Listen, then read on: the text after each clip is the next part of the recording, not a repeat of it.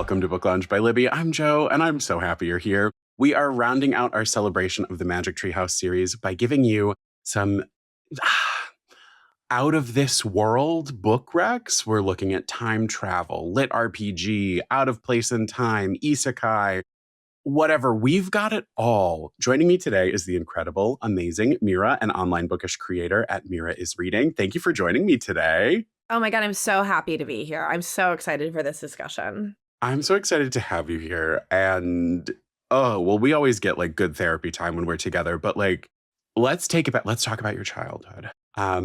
What was your relationship to the Magic Treehouse books?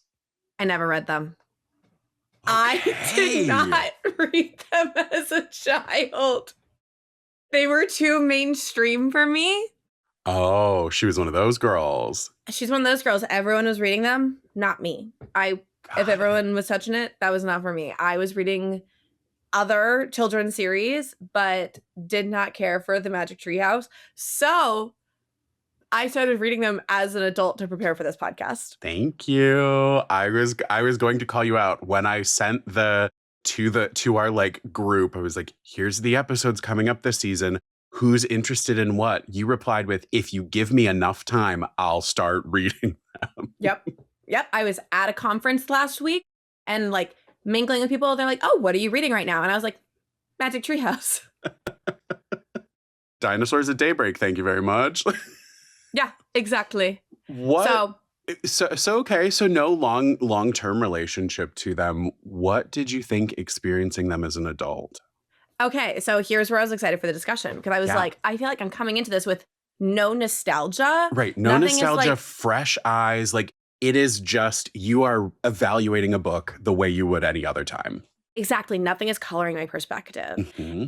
And they're so sweet. As I was talking to my friends about them, because I was like, oh, I'm reading this one. And they're like, oh my God, I remember that one. And I'd be like, yeah. So I'm like in the middle of this arc and they're like, oh, should I go back and read them? And I'm like, you should. They're like 15 minutes a pop if you like sit down and read it. Like right. As an adult at our reading level, you can get through it pretty quickly. Yeah. And so you can just sit down and do like, and they're like 4 book arcs of like story, like journeys. So basically you got an hour, you can just do like a nice little story arc and visit like 4 different periods of time or like 4 different pieces of the world, which is so fun and fresh. I'm so amused by some of the magical realism that you just have to like accept. And like, I imagine as a child being like, yeah, Annie can talk to animals. Mm-hmm. And like, right. She is somehow Snow White. Like from the jump, she's like, I know this dinosaur's name and I know what it wants us to do. It's not going to eat us. And like, Jack, that's her brother's name, right? Yeah.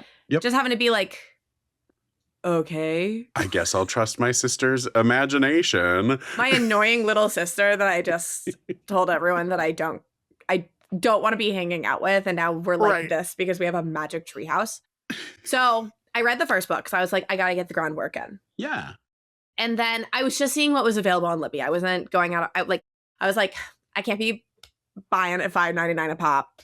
Right. And I think to be fair, like you said, they are in like packaged 4-book arcs, but I do believe until you hit like way later in the series, because there are reveals of, I think they build into reveals of who's what and when and how the magic works and all that. I think for the most part, they're insulated stories. Yeah. And like every single one starts with, so in these books, like this happened and then this happened and now they're about to embark on this journey. So you can like pick up anywhere.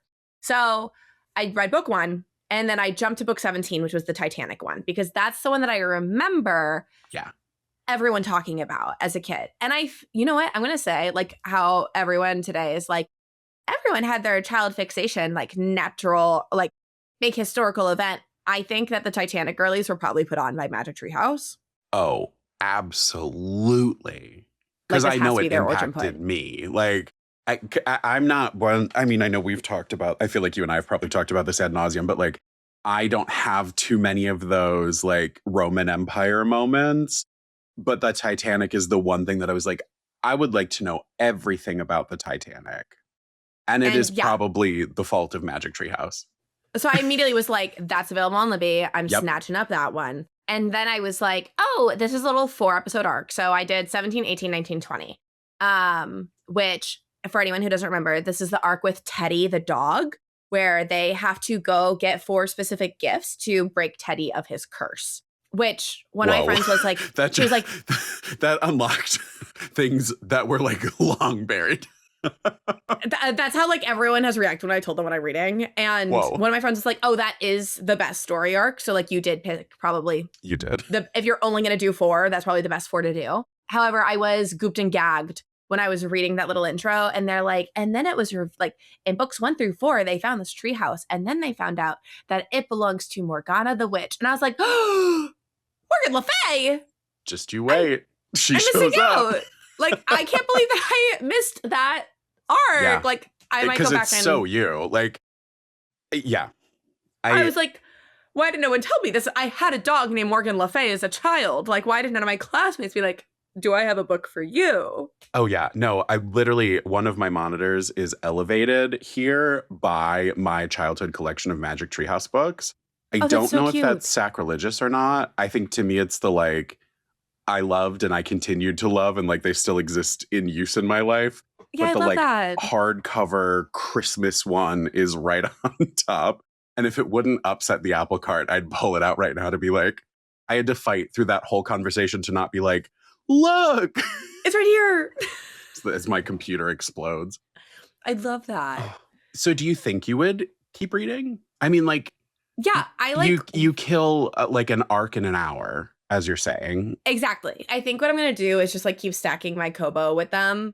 And then if it's just like I'm on the bus and I like don't want to like dig into the book I'm actually reading because I don't want to get stuck at a bad stopping point, like you can just pull up a Magic Treehouse and check it out. It's such a perfect palate cleanser. I know I've talked recently about I had like a weird stack and queue of things that really hit me mentally because they were great, but they also aligned too well with like things I was working on in therapy and all that. So like I was in such a funk after that I went to Goosebumps to just kind of like reset.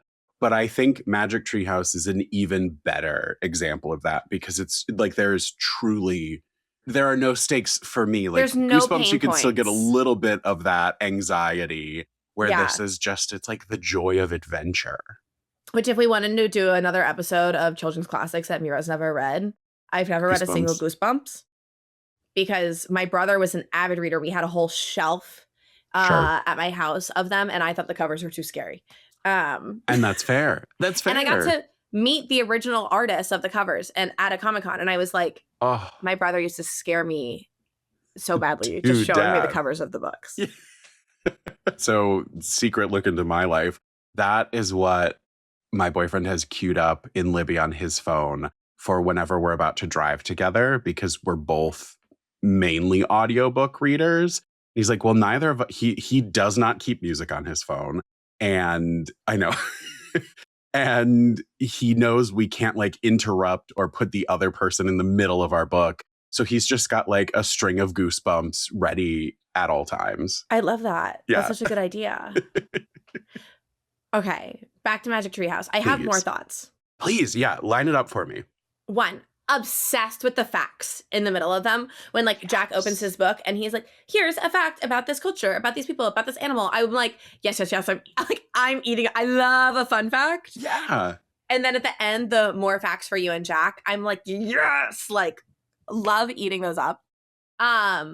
2, this is a book series that would never be published without political outcry today. Period. And like she's still writing them and still publishing them, but it's made it in, I think it's almost like the easiest way to put it would be it's grandfathered in. Yes. Like because if this series were to start today, there would be picketing. Yes. Like literally reading A Buffalo Before Breakfast. Yes. See, and the thing that kills me is you say this and I can see the covers. Like if they were ones I read, they like flash into my brain. Anyway. Because he meets Black Hawk as a child. Or they meet. And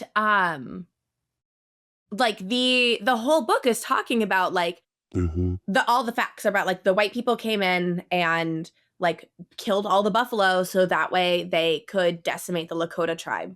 And it's like giving factual, non-biased, just like, this is what happened. But as I was reading this, I was like, this would never like be allowed by certain crowds today. There's a wonderful librarian whose content I enjoy on TikTok, who's a school librarian, and she's in Texas. And just seeing how they can add books, like if a book has already been approved into their system somewhere, she can add it right away. And if it's not in that system, it could take like 3 to 6 to 8 months to a year for her to be allowed to add a book she may already have in hand. So like she'll host a Scholastic book fair and use her like revenue dollars to buy things. Yeah. But may not be able to put those in the hands of kids for upwards of a year because of like some approval process. And I wonder like what Magic Treehouse books might not make the cut. No, exactly. And like the Titanic one, it directly addressed the classes separation and the like survival rate based on class. Right. Like they're like the I want to say it's Tigers of Twilight discusses no. It's the kangaroo one. Okay. The one that comes after that. Discusses indigenous cultures to Australia and like things that were like culturally significant to them and how that like Mary Poppins Osborne does such a good job of just instilling like recognition of cultures and diversity and marginalization in just a very straightforward way. So it's not like she's not giving you any of her own opinions other than the way that it influences the story. She's encouraging everyone to look at the facts and process it. Yes, it requires critical thinking of the reader, which as a child, you can read and be like, oh, they're showing us all of these buffalo. This community is thriving. Jack and Annie are like, I love this community. I want to be part of it. And they're like, why are they not afraid of us? Oh, it's because the people who look like us haven't done anything bad yet because of when we've landed in time. And now we are sad because we know what is going to happen to them. Right. And that is like fantastic, like groundwork for teaching children. Cause and effect. Yes, cause and effect, critical thinking, the understanding of, like I said, different like identities, marginalization, just how cultures come at colonialism, like without needing big words, without doing this, like, as I was reading it, I was like, oh, the critical race theory, quote unquote, for anyone just listening crowd would be like, no, you're gonna make my kid feel bad. No, like that, it's just the fact. And Jack and Annie are able to recognize like, oh, I look like the perpetrator that is going to impact this crowd, but we're not doing that. We are going to learn that holding up 2 fingers means friend. We are going to embody that bravery is respectful. Jack is going to tell Annie, speak in fewer words because that is how you show respect to these people. Like it is such a good demonstration of that. Right. And I think that's the thing of like, we can be upset, we can process our emotions about things that have happened, and we can change how we approach things in the future. Again, reading teaches empathy, but I think this is the biggest example of that, of like, you're looking reality in the face. It is colored by nothing other than what you bring to the table and the facts. And you approach it that way. Monday, I had a wonderful conversation with Mary Poppins Osborne, kind of celebrating the overall Magic Treehouse series. But one thing I really want to call out, and especially for Meara, who we're recording before that episode exists in the world. Yeah, I've already recorded it, but y'all haven't seen it yet, even though now, you know, time, flat circle. But the thing I want to call out about Mary Poppins Osborne is she is incredible. And she is an educator through and through, in the sense of like, she found passion in sharing knowledge with children.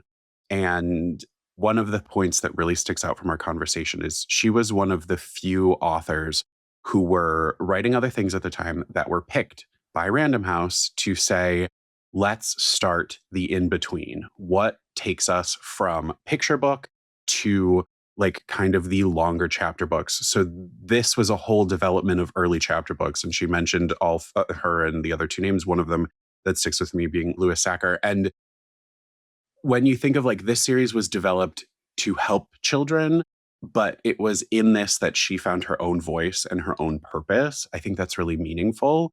But also, she never believed in doing something for the sake of doing it. It had to have a benefit. Like, she thought graphic novels were hindering reading progress for kids. And when she learned that she was wrong, she went, "Oh, I'm wrong. Get them into production." But she had been approached by that, just as in the early 90s, she was approached for adaptations of it. And when she learned that she wouldn't have control and it had all the potential to just be capitalizing on the cachet of the name and not still teaching the lessons, or might tone down some of what she was saying, she said, I'll pass on that. I mean, it took, I think she said she was 35 when they started Treehouse and was around 50 when they actually had success in like monetary success. Like the series was successful the whole time, but it wasn't monetarily successful for like 20 years. Wow. I mean, think about that. And she kept going. Like, I don't know. And there's spinoffs. Right. There are spinoffs. She employs like her family. Her husband is the one who does a lot of the focus on the nonfiction.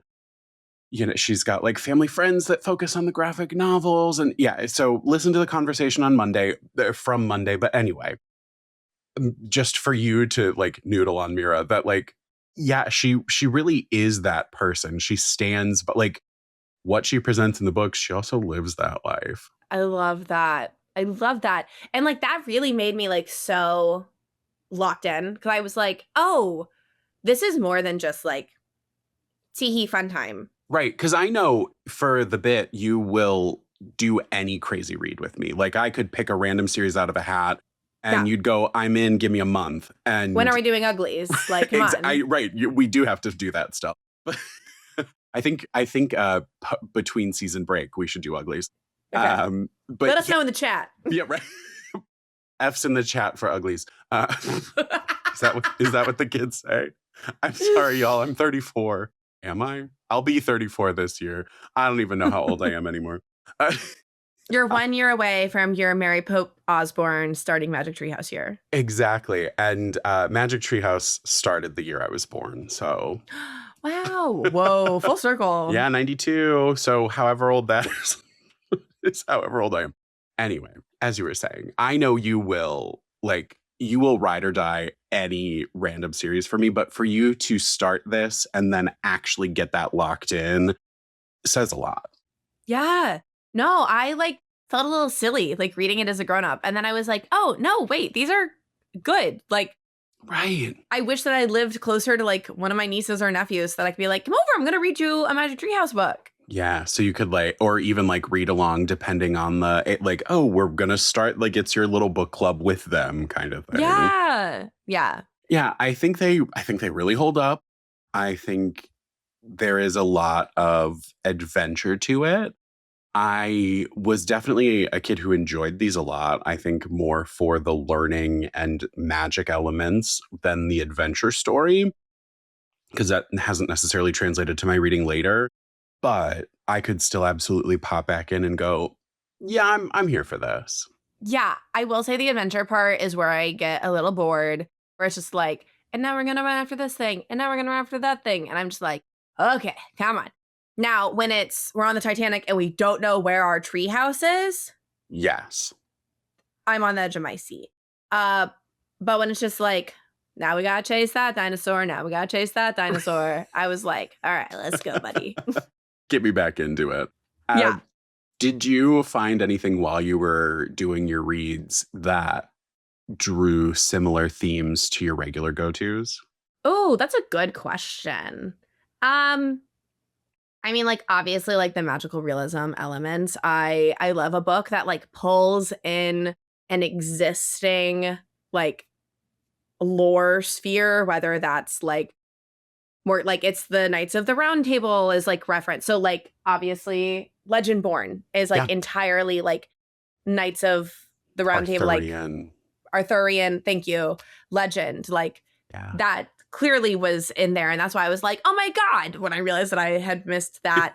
I don't love historical fiction as it is. Like, I'm not necessarily reading one of those like World War II spy novels, but I do love something that takes place within a piece of history that I know and recognize. Yes. And so that was obviously very fun. And I think those are definitely the ones that I like more. Right. But I also do love reading books. I usually get like, I'll get offered like an arc from a publisher of like, hey, this is a book that's coming out. And they'll like name the features that they know that I'm attracted to. Yeah. And then like, they'll be like, it takes place like within this culture. And I'm like, oh, I don't know anything about that culture. This would be a fun way to get like introduced to it, which is like one of the books that I have in my rec list here. Like the different exposures and like having my hand kind of forced into something that I wouldn't like naturally pick actually is a way that I enjoy reading. And it's easier when it comes in a series format like this. Cause I'm like, well, to get to the next part of the story, I have to break out of my like comfort zone. And I don't have to fully reset every time to get used to new people. Like, yeah, they are episodic and it almost reads like TV in a way that you're just like, who is our whatever of the week? Who is our, you know, my brain goes to Charmed. Who's our innocent? Like, who's the big bad? What are we dealing with this week to get to the resolution? And I enjoy that packaging. And I think you're absolutely right. The thought of, I know I'm not the biggest historical fiction buff, but I'm with you that it tends to be the like, oh, we took a fantasy twist on this, or we took the like, you know, yeah, there are vampires in London in 1755.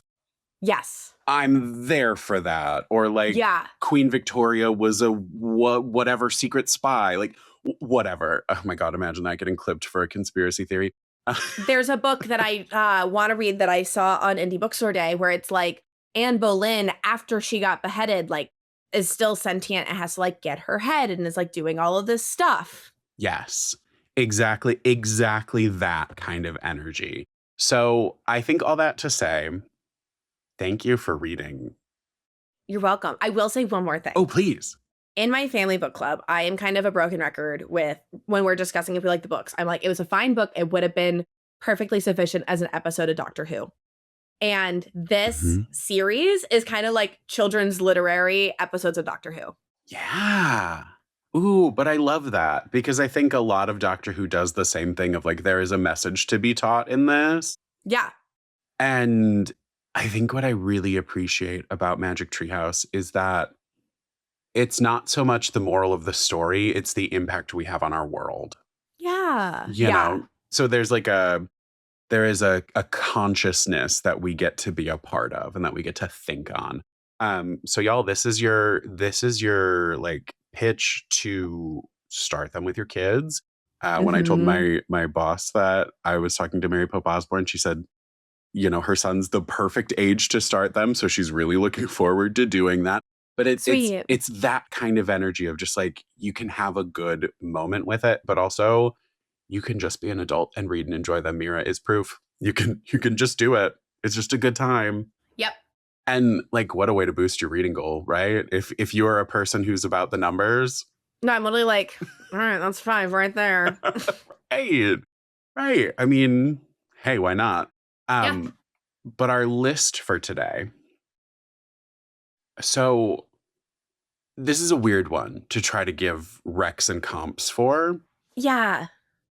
And I think what I wanted most of all was exactly what we did, for you to experience it and tell me about your experience as an adult. So like, that's kind of the big sell here.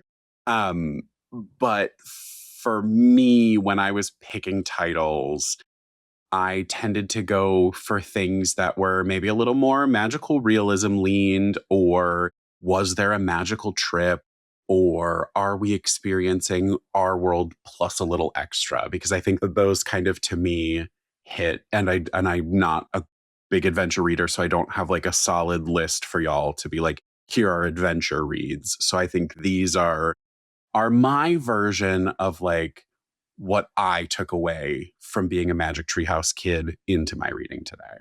Okay, love that. I was just like grabbing titles. I was like, Which of these like speak to the kind of things that I felt like I was experiencing in Magic Tree House? So none of them are a direct like, now it's a grown-up story where someone gets into a time machine and gets plopped in a random place. Exactly. But they all have kind of bits and pieces of those different things that I talked about that I liked in reading it.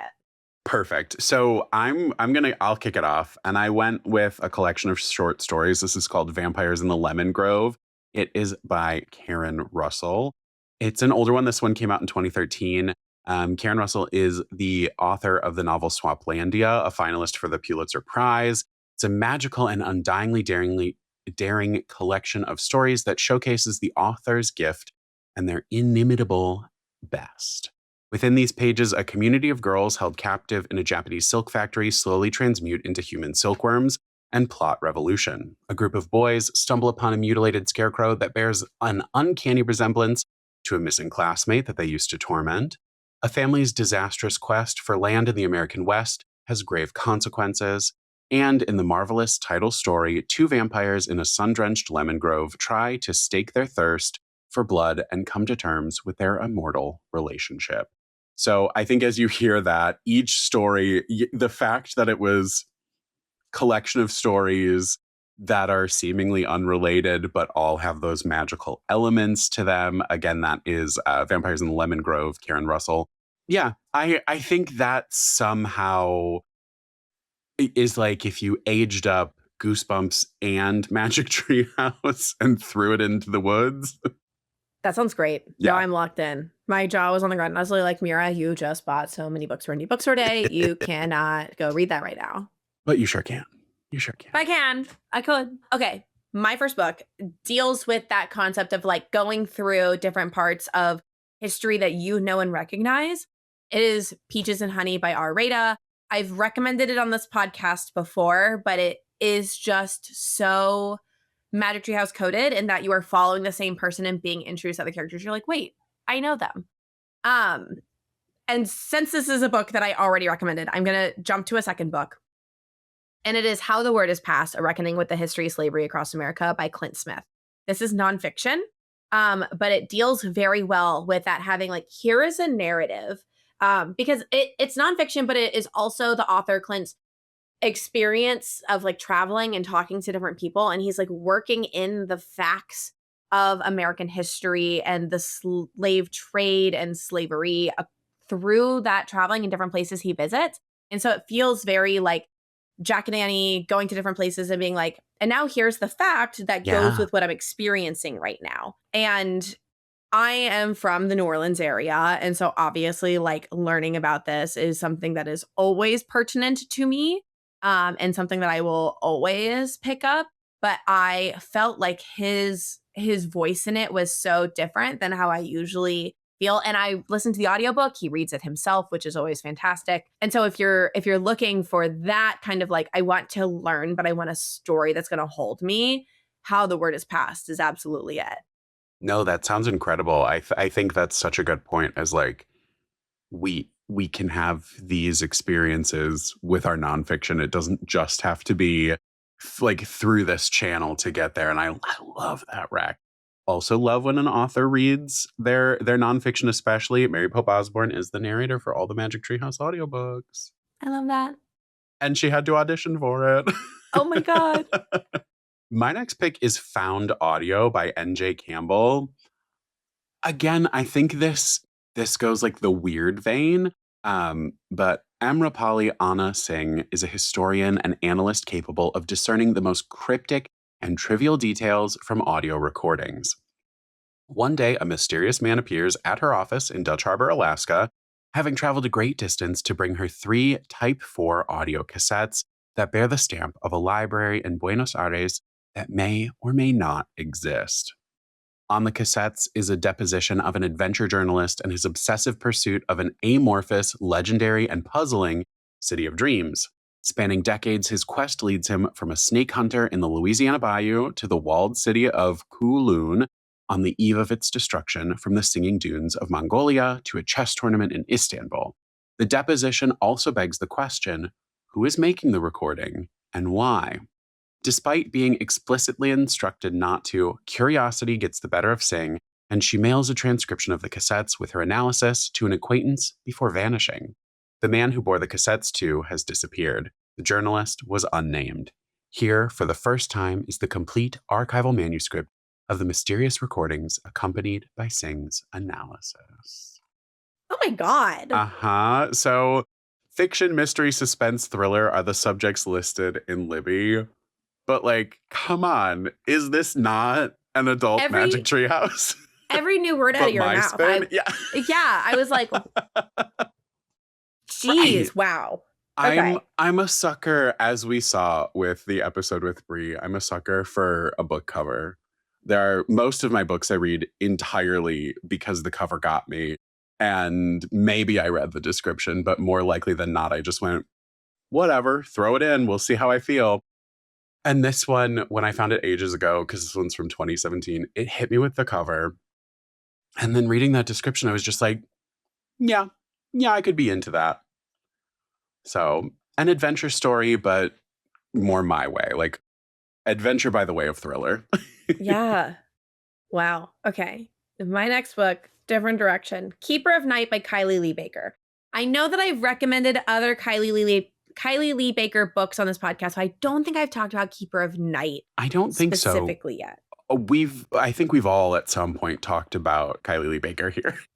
She keeps putting out bangers, so what are we going to do? Oops, I know. She's got another book coming out that I'm like, I want to read that. I'm ready. And the crazy part about Kylie Lee Baker is that I will not be paying attention to who the author of a book is. I just like, see the title, see the cover, read the description. And I'm like, oh, I want to read that. And then I'm like, Kylie, what are you doing here? How'd you get here, girl? Yeah. Exactly. So this one is about a teenage girl who is a reaper. She is a collector of souls. She lives in London, but she is half English, half Japanese. And so she has never really fit in, and she accidentally commits something that is a pretty big crime by their judgment standards in the British Reapers. So she runs away to Japan, and she gets caught up in this task to collect the souls of various different Japanese mythological creatures. And so it's very much, again, that thing of like, okay, now get this, now do this like task, accomplish something. Oh my God, it's all of these stories that you have like this slight recognition of, but you're not quite sure. So you're going to also learn about it as she learns about it. It kept me hooked. Oh, in absolutely. that same magic treehouse kind of way where I'm like, well, where is this going? What's happening? Yes, you have that kind of like adventure pull without, what do they say in video games? Fetch quest. Like there is that element of go here, get this, do this, kind of like that narrative line. But you're also like, what did she do? And what's next? And are they going to catch up with her? Yeah. Yeah. While also having these like cultural things that you're like, wait. You're getting to experience. Yeah. Yeah. Yes. Okay. Well, so my next pick, I think, goes really well with the Reaper quality of your last book. I know I've talked about this author, but I don't think I've talked about this book on the podcast, which is crazy considering how much I've talked about all of his other books. This is Under the Whispering Door by TJ Klune. This is my favorite TJ Klune book. I'm just going to say it. I know I've talked so much about The House in the Cerulean Sea, but this is my favorite TJ Klune book. I sobbed like a baby at moments, and I think it's just so beautiful. The comps for it are A Man Called Ove meets The Good Place. And of course, it's a queer love story. But we're at Charon's Crossing. The tea is hot, the scones are fresh, and the dead are just passing through. When a reaper comes to collect Wallace from his own funeral, Wallace begins to suspect he might be dead. And when Hugo, the owner of a peculiar tea shop, promises to help him cross over, Wallace decides he's definitely dead. But even in death, he's not ready to abandon the life he barely lived. So when Wallace is given 1 week to cross over, he sets about living a lifetime in 7 days. Hilarious, haunting, and kind, Under the Whispering Door is an uplifting story about a life spent at the office and a death spent building a home. If you haven't read this book, you need to read it. It is adventure. It is learning. It is processing. It's grief. It's life. It's beautiful. Oh, it's so good. It is a one-off. Like I love, I think most when TJ Klune does just like a single story. But yeah, Excellent. Of course, you have a TJ Klune recommendation on here. I gotta. And I mean, I think you could pick just about any of his books probably and put them in this episode. So rather than pick any, I mean, I guess probably if we were going adventure, the one that just came out in April, We Burn So Bright, may be like the most adventure story coded because it's a road trip story. Ah, Um, but this to me, I think like magical location that's here to help us learn and grow, yeah. important people who impact our lives and afterlives forever. Like, I think this encapsulates so well the Magic Treehouse energy. Yeah, love that. So my next book is The Scarlet Throne by Amy Liao. This is a political fantasy novel. It's part of a trilogy. I've only read the first one. But so in some Southeast Asian cultures, there's like concepts of like living gods and goddesses where like Mm. someone, a living current person, like embodies it, almost kind of like the Buddha, you know? So our main character is one of these like priestesses. She's a living goddess. She's a Rakti. So if you've seen on TikTok or on the internet these videos of these like little girls that are considered to be living goddesses and they're like carried by chariot, they're usually like 6 to 8 years old when you see them. She's one of these. But the thing is, she's not. She, as a child, saw the life that they lived and has been faking that she has this goddess within her. And so she's like acting throughout so that she could have this power. But then it turns out that there is real magical, like she's always been like, this is all fake. Everyone's faking it, right? No, it is real. There's real Uh-oh. things happening. The stakes are very high. Yeah. So the plot is that they're trying to replace her. The time she has aged out and she doesn't want to be aged out. So she's trying to make goddess decrees that will keep her in her position, but then learns that there was a dark bargain made and that there's more going on. And that's why the people are suffering. And so she's trying to maintain her power, not just so that she could do it, but also to save everybody. Lots happening, but it felt very Magic Treehouse in the way of like, we're going to be put into this culture that you probably don't know a ton about, get these perspectives, but it's totally fantasy. So it's inspired by real cultures, but not actually taking place in one. Oh, but that's cool. And I love that like I girl boss too close to the sun and became important. Like Yes. Yes, exactly. well, so my next pick is Pieces by Helen Oyemi. Um, this one came out in 2021, and I think you'll see why I picked it because it takes place on an unusual train voyage. When Otto and Xavier Shin declare their love, an aunt gifts them a trip on a sleeper train to mark their new commitment and to get them out of her house. Setting off with their pet mongoose, Otto and Xavier arrive at their sleepy local train station, but quickly deduce that the lucky day is no ordinary locomotive. Their trip on this former tea smuggling train has been curated beyond their wildest imaginations, complete with mysterious and welcoming touches, like ingredients for their favorite breakfast. They seem to be the only people on board until Otto discovers a secretive woman who issues a surprising message. As further clues and questions pile up and the trip upends everything they thought they knew, Otto and Xavier begin to see the connections to their own pasts, connections that now bind them together. It's a spellbinding tale about what it means to be seen by another person, whether it's your lover or a stranger on a train, and what happens when the things you thought were firmly in the past turn out to be right beside you. Oh, spooky. Yeah. So that's Pieces by Helen Oyemi. It's so good, and I think like that adventure on a train kind of piece Yeah. speaks to me a bit like a Magic Tree House. Yeah, totally. Fun. Okay. Yeah. My next two books, I think I've talked about both of them before. So I'm actually just going to talk about two of them together because they're both time travel books. One of them is The Dead Cattail Assassins by P. Djeli Clark.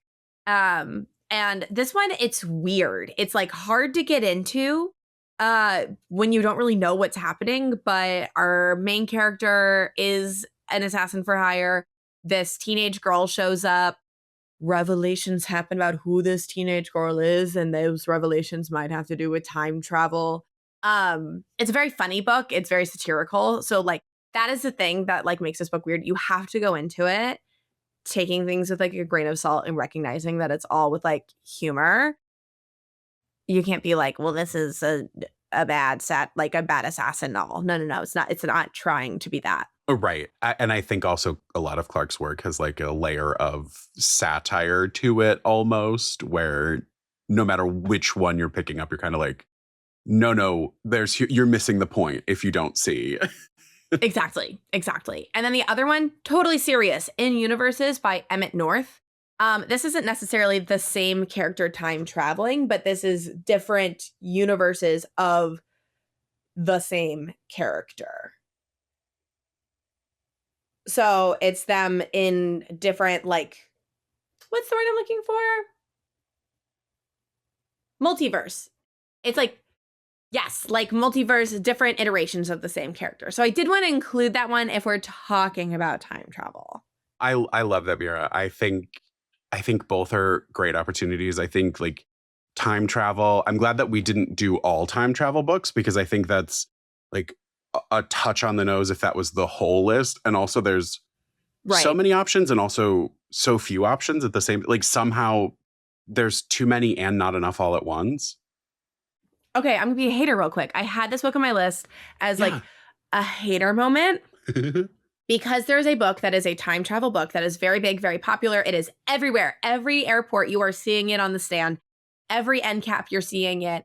Everyone's reading it. And I did not think it was good at all. And I feel like if we don't talk about it in this podcast, people are gonna be like, well, you missed this time travel book. Say it, Meara. Ministry of Time was not a good book to me. Okay. I read it for my family book club. That was the first one that I was like, this just should have been an episode of Doctor Who. Ooh. I was like, I can't believe that it got through all the rounds of like editing and the publishing process and all that without someone being like, why do we have seven things happening right now? Like, let's tighten it up. Would have made, sometimes I love to say this should have been a short story.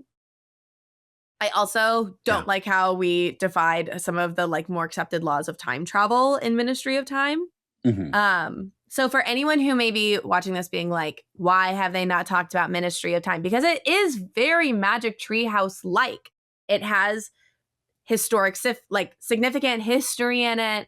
It has the time travel. It has like the fact gathering, the relationship building. It has all those elements.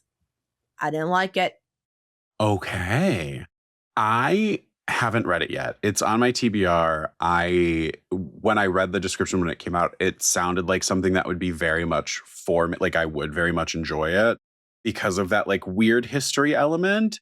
But yeah, so it's not on my list because I haven't read it. And there's also, I feel like I try to play a balancing act of like, if everyone has talked about the book, you don't need me to bring it up too. Yeah. Like if the Ministry of Time is on every list for time travel or time travel adjacent things, you can check those lists. But that's helpful to hear that like. I do think it's important to be a hater sometimes because when something is on all the lists, then it's just getting glow. And like, I don't trust anything that just gets positive engagement or like people only like it. I'm like, no. Right. Someone has to not like it.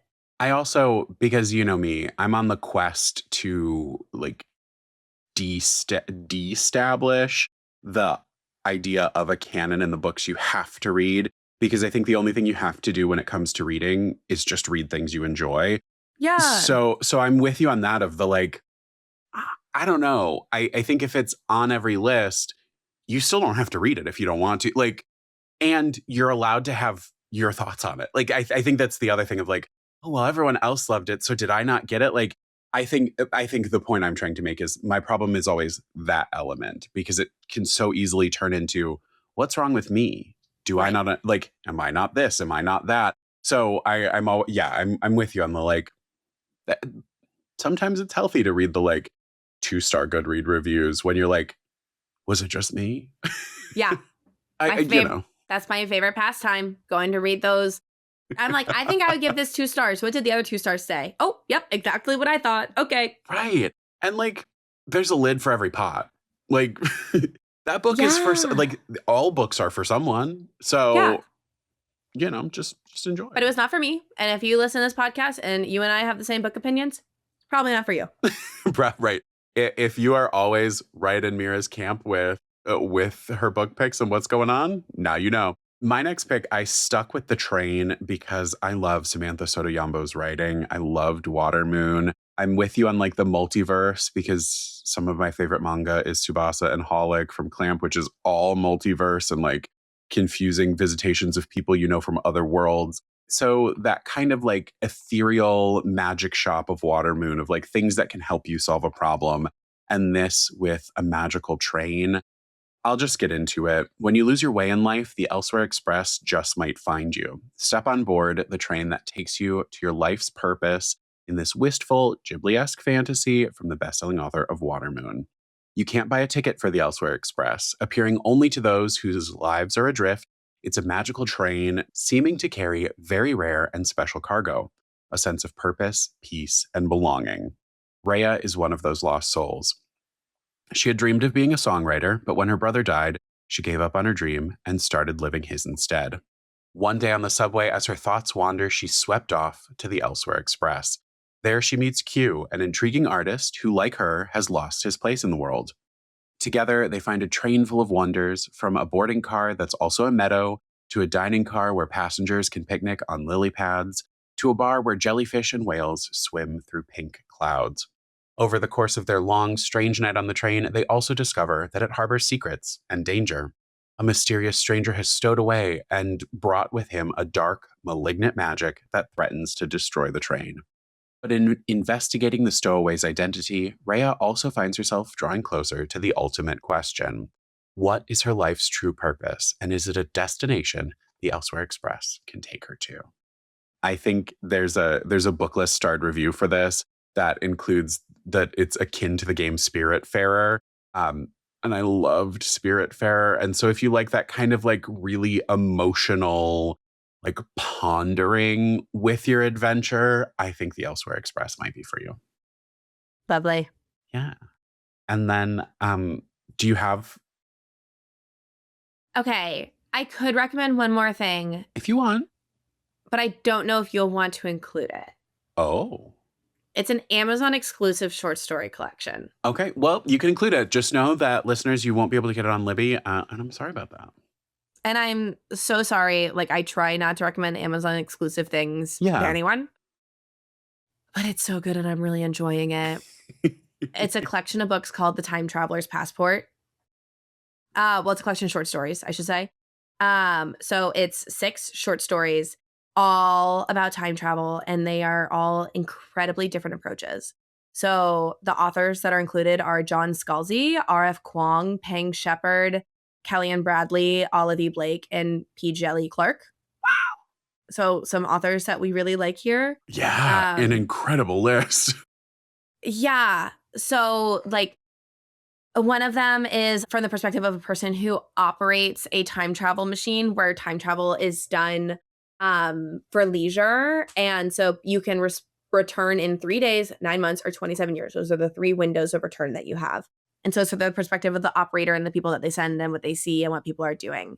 There's one about a couple who has been struggling with infertility, and they find a child in the woods, and they take in the child and they begin raising them, despite like how their friends are like, you should be taking them to child services, all this stuff. And then it turns out that that child has been sent from the future to live in a more sustainable environment. One of them is about a company that sends people to either the future or the past to influence the market. So like people in the future can hire this company that doesn't exist yet in our time to go to the past and be like, well, go tell my ancestor who starts this company to make this choice in their production instead of this choice. So that way we'll become the #1 product over Hasbro or whatever. So just really unique concepts involving time travel. And I've been taking my time with it, just like taking them piece by piece, like not like pushing through in one set because they're so good. And like, I am a time travel snob, really, conceptually. Yeah. And all of these have just like really been hits for me. And obviously, again, really notable authors. So it's a fantastic read. And I hate that it's an Amazon exclusive, but it is. You know, it's okay. If they did print physical, hopefully you can borrow one from your library so you don't have to support. If that's how you feel about that, you know, whatever works for everyone. But yes, we will have the Goodreads linked. That's what I do when it's not something we offer in Libby. So feel free to still check it out, see if you're interested, and see where you can source it for yourself, however that may be. My last pick, if you've got a minute for me to give it to you, is this. So Jenny called me out. I'm always trying to get people to read graphic novels. Oops, sorry about it. I have a handful of soapboxes I'm willing to die on, and it's to get people to read lit in translation and graphic novels. And so I have sheets here for y'all from Brenna Thumler. It's gorgeous, and I think this one may technically be a stretch in terms of the confines of today, but I think it does something that I haven't seen, and it feels like a close fit. Marjorie Glatt feels like a ghost, a practical 13-year-old in charge of the family laundry business. Her daily routine features unforgiving customers, unbearable PE classes, and the fastidious Mr. Saubertuck, who is committed to destroying everything she's worked for. Wendell is a ghost, a boy who lost his life much too young. His daily routine features ineffective death therapy, a sheet-dependent identity, and a dangerous need to seek purpose in the forbidden human world. When their worlds collide, Marjorie is confronted by unexplainable disasters as Wendell transforms Glatt's laundry into his midnight playground. Appearing as a mere sheet during the day, while Wendell attempts to create a new afterlife for himself, he unknowingly sabotages the life that Marjorie is struggling to hold together. Sheets illustrates that the determination of a young girl to fight even when all parts of her world seem to be conspiring against her. It proves that second chances are possible whether life feels over or life is over.